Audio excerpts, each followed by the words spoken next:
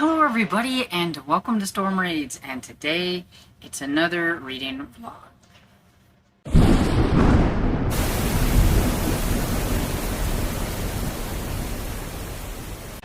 So, welcome to my reading vlogs. They're not really much of anything, but hopefully you enjoy them and everything. I'm doing them just because it's Halloween and it kind of gives me something different to do for Halloween. I need to become more creative with my readathons. I'm just not extremely creative. But look, I got these cute little earrings. Are they not adorable? And I keep forgetting to wear them and everything, so I remembered to put them on. I don't get to wear earrings like I'd like to because I'm allergic to just about everything. These are hypoallergenic, thank goodness. But they will still, like, bother my ears to wear. I won't be able to wear earrings for, like, a week or two. But I got them in, so here we go. Anyway, so basically I'm just going to let you know what I'm currently working on as of right now, and hopefully that these will be some of the books that I finish up during the week, and stuff like that. Just your basic welcome to the reading vlog type things. It is Sunday afternoon, a little after 1 o'clock, and I am currently reading. This doesn't have anything really to do with Halloween, but I am reading it, and so I will let you know about it. And that is, it's the second volume in Something's Killing the Children by James Tynion the Fourth? Yeah, I cannot pronounce their names. Here you go. Maybe you can see them. But anyway, it's the second volume. I didn't mention it in my last reading vlog, but I did do a reread of the first volume. I had read that volume several years ago when it first came out, and then I had to wait, for like the new volumes, and then I just forgot all about it. And now there's like a whole bunch of volumes out, so I thought it's a good time to get back into it. So it is a horror graphic novel. I mean, it has something to do with children, so I guess, in that vein, it's a kind of, middle grade, because there is some kind of monster creature that's killing the kids. And this lady here is from the House of Slaughter, and she is supposed to be taking care of the monsters, but I think there's some kind of internal fighting going on with the House of Slaughter and some other maybe faction or something. I don't know, but I'm curious to see what else is going to be happening with this.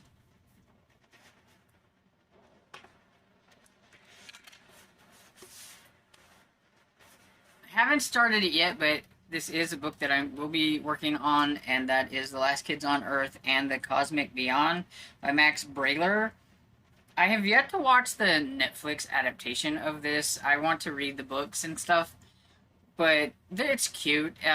I wouldn't consider this to be spooky horror. This is more of a treat. It does have a lot of, like, graphics that are kind of cool and everything throughout the whole thing. And so, yeah, so I'm curious to get back with all the kids here and see what kind of things that are going to go on. This is number 4 in the series.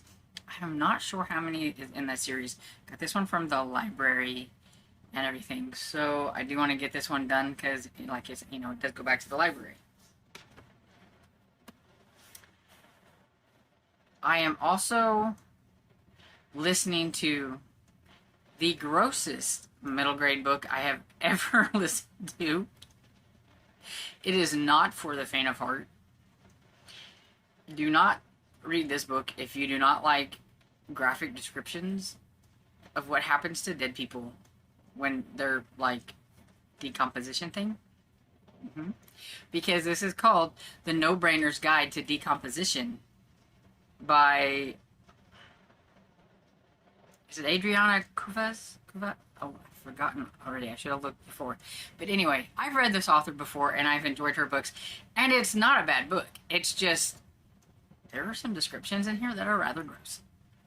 So I'm pretty sure there are a certain group of children who will this will appeal to the grossness or whatever it is. But at the same time, I'm like, I don't know if this is a little over the top for a middle grade book. and everything, because it even makes me a little squeamish, and usually that stuff doesn't bother me, but it was gross. I would say something, but then I would probably make some of you mad by mentioning it and everything, so I won't. But it is also a zombie book. So, and the zombie boy that they're trying to help, because he doesn't know how he became where he's at and everything.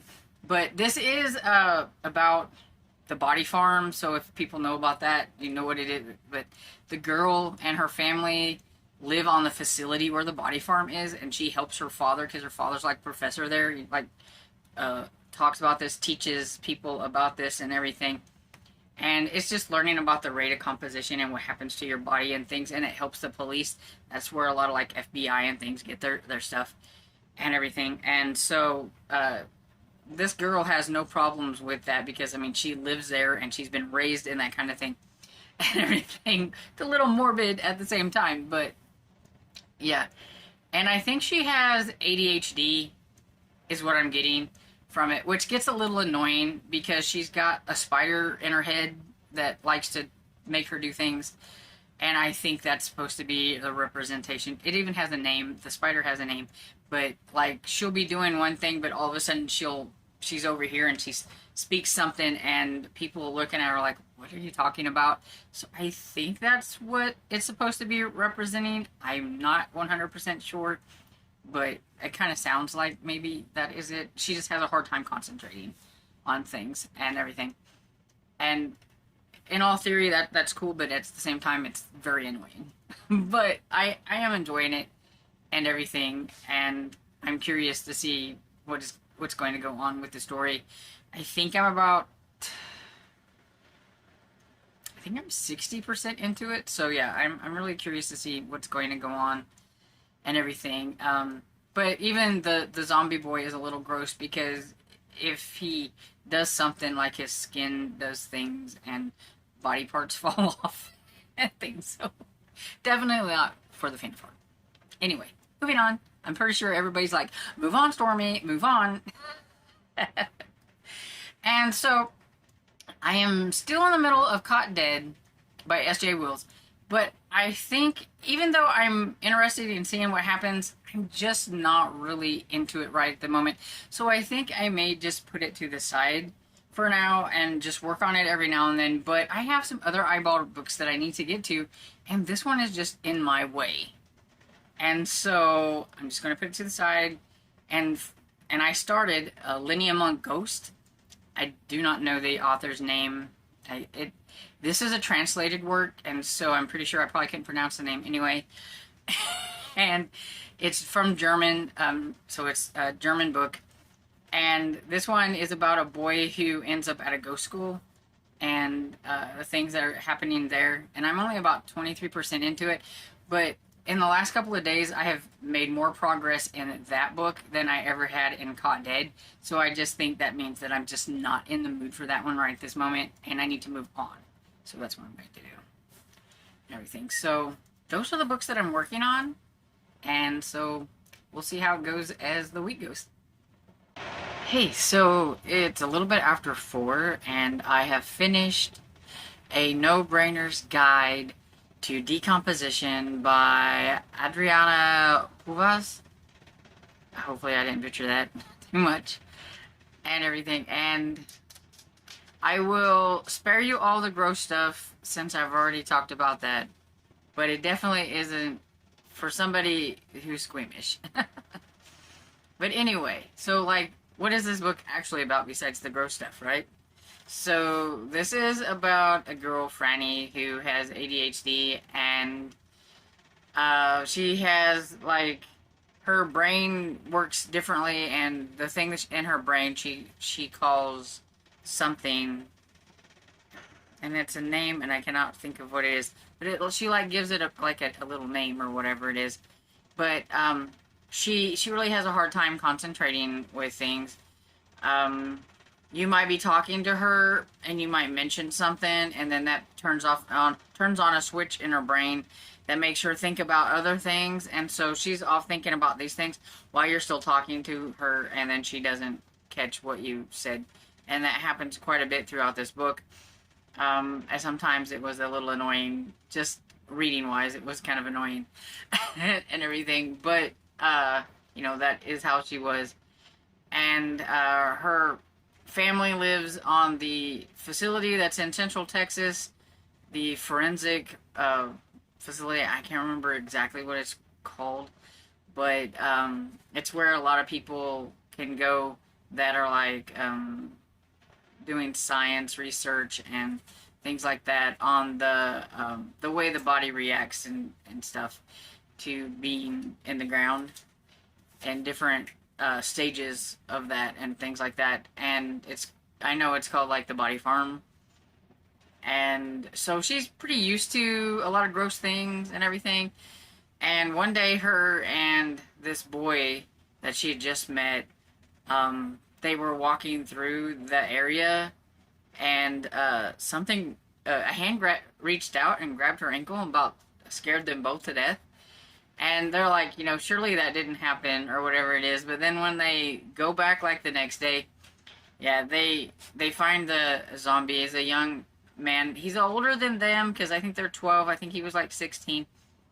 And so we got a zombie, and they're like, how on earth are these zombies actually, you know, happening and things? And then they get word that they found another hole, and then they get like word that some people are being attacked. Like a football team was trying to fight off something, a corpse or whatever, and they find out that there's a couple of bodies missing, and they're all panicking, like, what happened? They think they're, you know, some body snatchers, but no, it's just they've come up and everything. And I thought it was a very interesting take on like reanimation and stuff.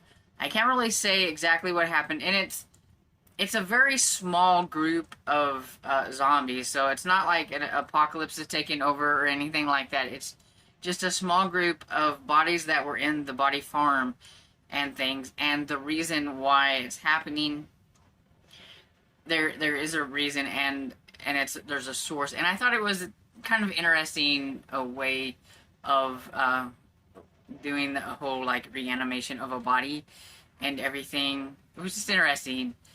And I thought the book was pretty good and pretty interesting. And basically, you know, it's about this kid who's trying to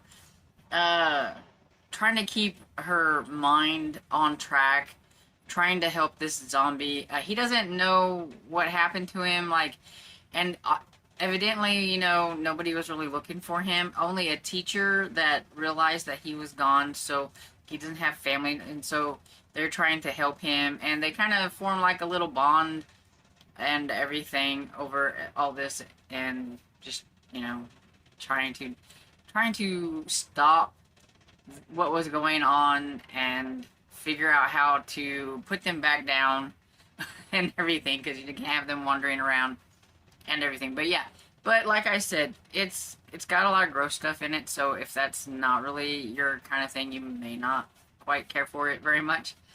But I thought it was pretty good. I gave it 4 stars. I've enjoyed this author's work before, and so I thought I might like this one. And yeah, it's different, and it's definitely different from her other book, but I thought it was pretty good. Definitely a good one for this time of year, too. So, first book down.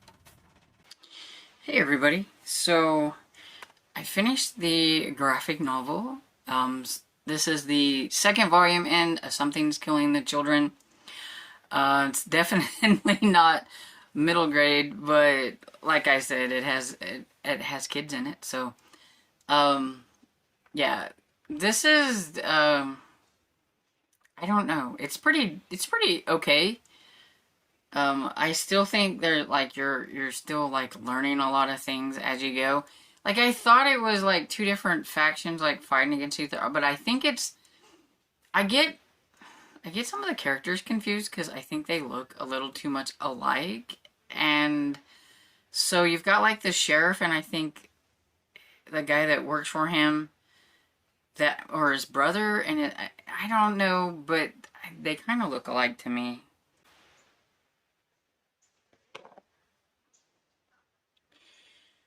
it's a dark photo, but like if you look, there's like two different guys there, and they look alike. And sometimes I get them like mixed up or think they're with somebody else or something. I don't know.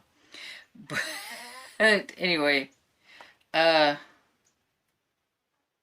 the I think that's why I thought there was like two different like factions, but basically I think it's just the sheriff doesn't know a lot about what's going on. He's trying to figure things out, and yeah. So, but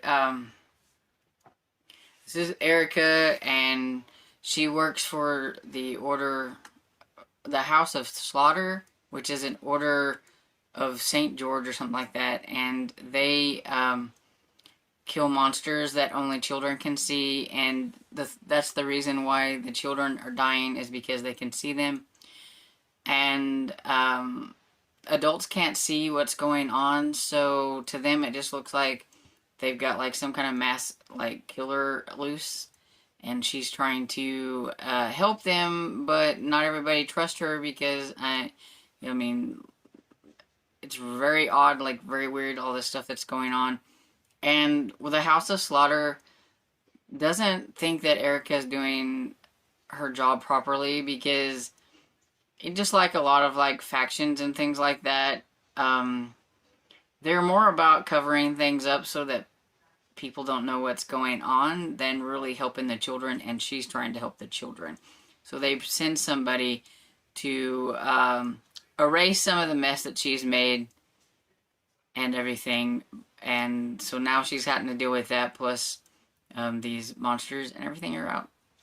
And then it left me hanging, so I may need to get the other one, the next volume, but I don't know when I'll get to it. But I am kind of curious to see what's going to happen with the next volume, especially since I think something like happened, and I need to know exactly, like,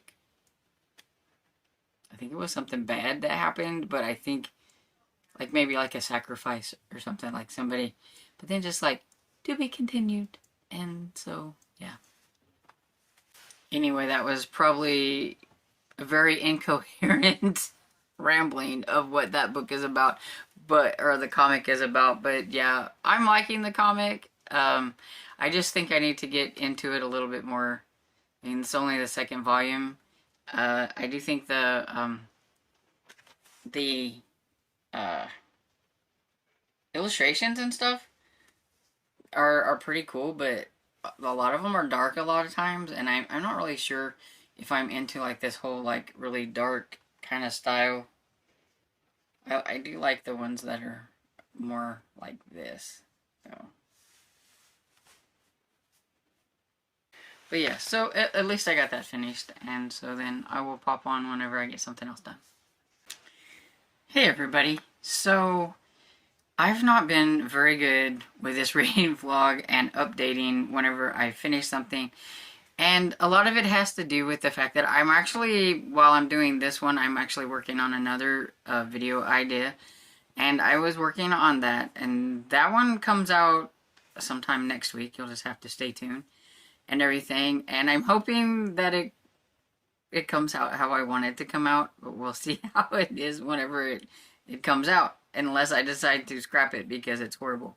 But anyway, I was working on that one throughout the week, and so I would just forget to come back and update. So this is going to be the last video clip of this reading vlog, so I'm going to wrap it up because it is Saturday, and I have 3 books to talk about, so I'm going to do them really quickly. And so I have The Last Kids on Earth and the Cosmic Beyond by Max Brailer. This is the 4th book in the Last Kids on Earth series, and I like this series. It's just a lot of fun. It's just about some kids surviving a monster apocalypse, and as far as they know, they're the only kids left on Earth because there's nobody else around. In this one, though, they do find a fellow human, but that one's not very nice. and so a battle ensues kind of with his monster friends and that person and the monstery things. That one's trying to conjure up some nasty monster from the beyond, and so yeah, the like nasty ugly little thing here. But what I like about this is it's really quick to read because it does have a lot of like really fun illustrations. The audiobooks are really good. I suggest reading the audiobooks and following along with the books because I do really enjoy the audiobooks, but you don't want to miss out on the fun illustrations and everything. But yeah, so I give this 4 stars. I like this series. Got this one from the library. One of these days I may get a collection of these. I have 2 now from this series. So I need to look for more. I like these because they're hardbacks and they got the cover on the hardback and stuff, and it's really cool. But yeah, you're kind of an up close like what the illustrations look like and everything.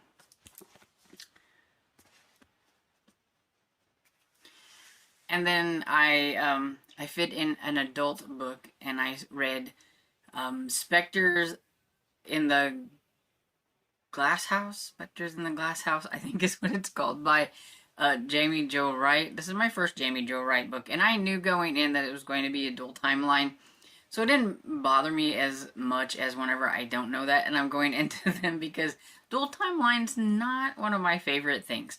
So you've got the 1921 version, so it does have this historical kind of fiction lean to it, and then you've got the one from present day. In the historical time, you learn about Miriam, and she's come back to her family home, and while she's there, she's having like these like weird kind of visions and some things going on, and then there's a couple of murders, and she doesn't know what's going on, what it has to do in connection to the butterfly house that was her mother's, and this one like glass domed butterfly specifically. And there is a young man that she's known since she was little. He's home from the war. He's been injured and everything, and they kind of have a nice little kind of relationship and everything. And then in the present day, we have Remy, who is a research assistant to this older man who is writing a book about Miriam and the butterfly butcher and what happened back then during the time that we are, going back and forth for and everything. And they're trying to figure out, because nobody was ever caught, I think is what it was about, what happened and everything. And they're just kind of curious to see if they can kind of figure out what happened. And then you meet Tate, this young man who is part of Marion's line, and he does not want anybody writing about his family and everything. And then as you go, you kind of figure out what the reasons were. He has a secret that he doesn't want people to know about and everything. And one thing I will say, there's some deaths that happen in the present day that are kind of mimicking like what happened back then and everything. And I will say that there was a twist at the end that I didn't see coming. And so I like that part, that there was a twist that I didn't see coming. I'm not sure if I necessarily was on board with the reasonings around visions and things like that, though I knew it wasn't going to go in the woo-woo direction of things because this is Christian fiction, and so I knew that there would probably be like an actual reasoning for things, and there was, but it's just not something that I am a fan about reading about and stuff, so I was like, on that. But I did like the twist part and everything. I thought that was interesting. So I'm giving this like a 3.5, probably 4 stars on Goodreads. I thought it was good. It was decent and everything. It wasn't great. It's my first Jamie Jo Wright, like I said, and I am looking forward to trying more of her books because I've heard all of hers kind of have this kind of suspenseful atmosphere, and I know that they're all dual timelines, so I'm okay with that as long as I know what I'm getting myself into. And then the last book that I have is Bunnicula Strikes Again by James Howell. This is the 6th book in the Bunnicula series. My goal is to finish out Bunnicula by the end of the month. I have one more book to go. And so in this one, Chester is up to troubles again with Bunnicula. Bunnicula is kind of like his rival, and he's always thinking the worst about Bunnicula. And so in trying to make sure that he's not doing bad things, Bunnicula ends up getting sick and is kind of taken to the vet. And at the vet, Bunnicula disappears, and so Chester is going to investigate. He's wanting to make sure, you know, that nothing happens while he's there and everything, because he's always suspicious about him. And then when Harold and Howie go and check on things and stuff, that's when they figure out what's going on with Bunnicula, and they have to kind of rush and everything to save Bunnicula from something and everything. So it was cute. I liked it. So I have one more book to go, and I'll be finished, and that'll be a finished series that I can check off, and that's good too. And then there's a spin-off series where Howie tells the stories instead of Harold, and I can't wait to get to that at some point.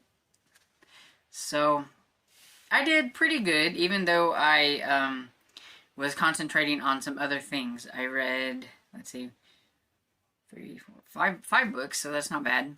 I will say that I did listen to, I listened to all but the graphic novel I read, of course, and everything, so not bad. So I'm going to end this reading vlog with a little book haul and everything. So I blame it on my father because the other day, Friday, I believe, he wanted to go to this one thrift store because they do a fill a bag on the clothing, and he was wanting to get some long sleeve, kind of like the long sleeve t-shirts or something around that line, because that's what he likes to use to sleep in at night whenever it's getting colder, and he needed to replace some of his old ones that were getting ratty, so that's what we did. We went there. Well, while he was looking through all of that, I went to the book section. I did really good, though. I only come back with 2, and I had to get this one because it's spooky season, and so now I can save it and maybe try it next spooky season, or anytime I feel the urge to read a creature-type book. So we have What Lurks Beneath by Ryan Lockwood. I've never heard of this author or this book, so if anybody's read it, they can let me know if it's any good. But this one, let's see, when did it come out? So it's from 2015, it looks like. Yeah, and I've never heard of it. But right here on the front, it says, first it pulls you under, then it pulls you limb from limb. So I figured it's got to be some kind of a creature in there. At least that's what I'm hoping. And it looks like some tentacles, so I'm guessing maybe like a giant octopus or whatever. I don't know. And in the back here, it says, the first attack occurs in the underwater caverns of Bahamas. 2 professional divers explore the unknown, a monstrous flesh-ripping predator they've never seen coming. And now as the attacks are coming closer and closer to shore, the sun-soaked playground for sea-loving tourists, a human feasting ground for whatever lurks beneath. So it sounds like it could be interesting, so I'm hoping it's interesting. And then I've heard of this author, but I've never tried her books, and I thought the premise for this one sounded pretty interesting. And so this is Legally Dead by Anna Buchanan, I'm not sure. Buchanan, I don't know. I'm probably like butchering that, sorry. But anyway, this is about a U.S. Marshal who put a mobster in witness protection program in a small town, and I guess things didn't go very well there for that small town and that guy there, and he feels really bad about what happened, and he quit being a U.S. Marshal now he is working kind of on his own little protection program, it sounds like. And the only thing is to make sure you're off the radar. You need to be legally dead. So the people that he has, like, they have to do something that make it fake a death, so that the forensics can, you know, be there and it can be all legal, like legally like. And you get a name change. You get to, you know, go somewhere, I guess. And the only thing is now somebody in their little group has died, and so now the marshal doesn't know if it's somebody from his past or is somebody in their legally dead group not as nice as they thought maybe. So it sounded like a kind of an interesting premise for like kind of a mystery thrillery type book. But I don't know. So if anybody's ever read this or this author, you can let me know if this author is any good or the book is any good. I don't know. But it sounded interesting, and it's not real big. So there we go. Got 2 books, so not too bad. And so let me know if you've read any of the books that I've talked about today, and if you like them or not. Just don't spoil anything. And I hope you enjoyed this video. And if you did, please give it a thumbs up and subscribe. And I will see you all in the next video. Bye.